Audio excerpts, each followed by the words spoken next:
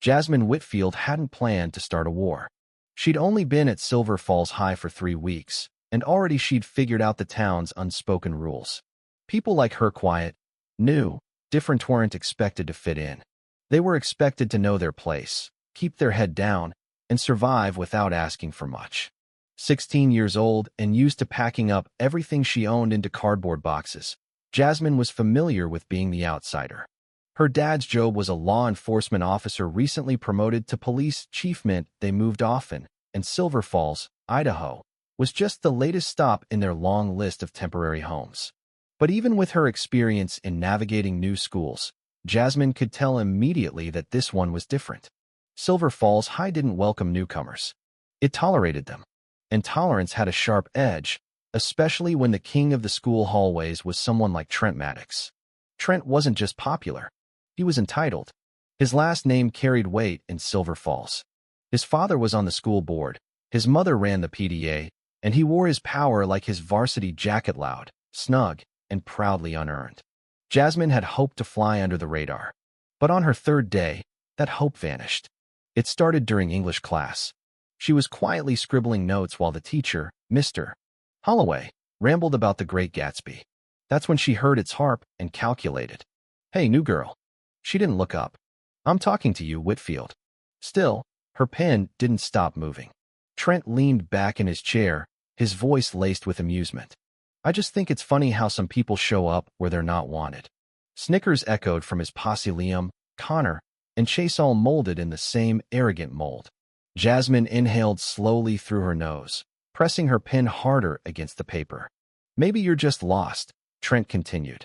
"A school like this, with people like yous, it's gotta feel a little foreign." She could feel her chest tightening. But she didn't react. And that made him angrier. "Hey, Whitfield," he said louder. "You deaf? Or is it just hard to hear over all that?" "Trent, Mr. Holloway's voice sliced through the tension, sharp and clipped. "Do you have something to share with the class?" Trent raised his hands in mock surrender. "No, sir. Just being welcoming." "Mr. Holloway didn't buy it, but turned back to the board anyway. Trent leaned in one last time. "Welcome to Silver Falls," he whispered with a sneer. When Jasmine opened her notebook later, a folded piece of paper slipped out. "Go back to where you came from." She stared at it, expression blank. She didn't cry. She didn't crumble. She folded the note, slipped it into her bag, and kept writing. But deep down, something began to harden. By Friday, things escalated.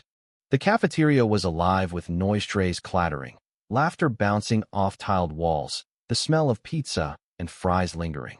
Jasmine sat alone at the far end, earbuds in, eyes on her untouched lunch. She'd learned to tune people out. But even with the volume up, she felt him. Trent approached with his usual swagger, hands stuffed in his Letterman jacket. His friends trailed behind like a parade of smirking shadows. "You always eat alone?" he asked, standing across from her. She didn't answer. "You should really try to make friends," he said, then grinned. "Or maybe people just don't want to sit with you." His friends chuckled.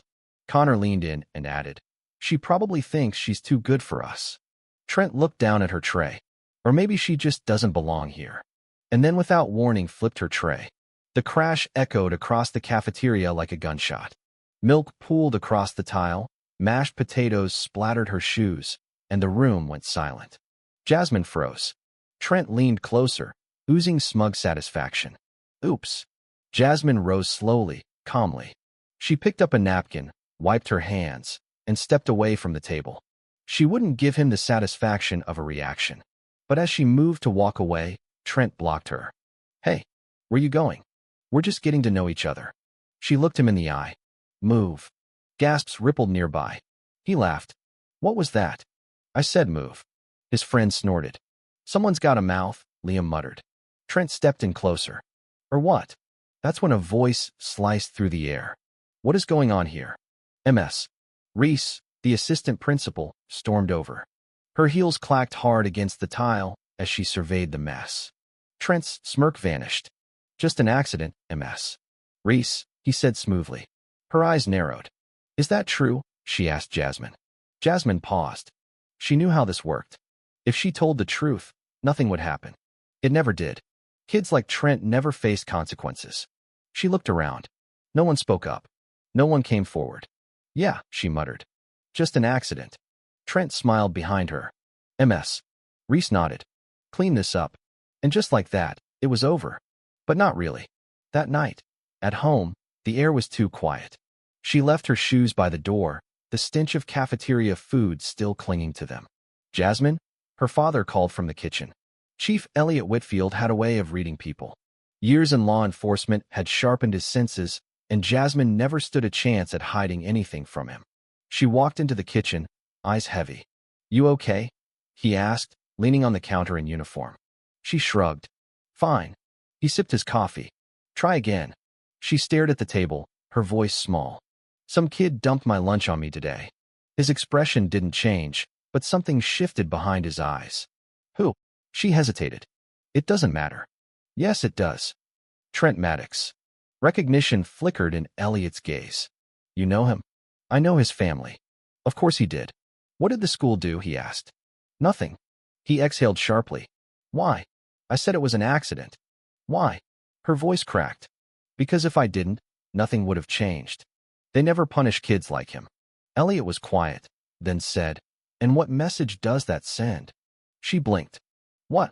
When someone does something wrong, and we let it slide, what message does that send? She had no answer.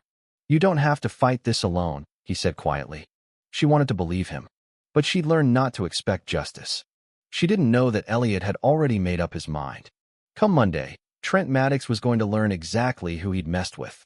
When she arrived at school, something was off. The air buzzed with tension. Students whispered. Some stared. Others avoided her completely.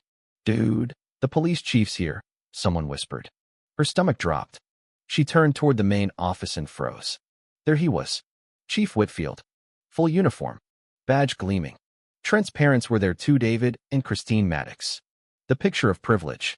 David wore a crisp navy suit. Christine clutched a designer purse like a life raft. And then there was Trent. No smirk. Just confusion. What's going on? Jasmine whispered.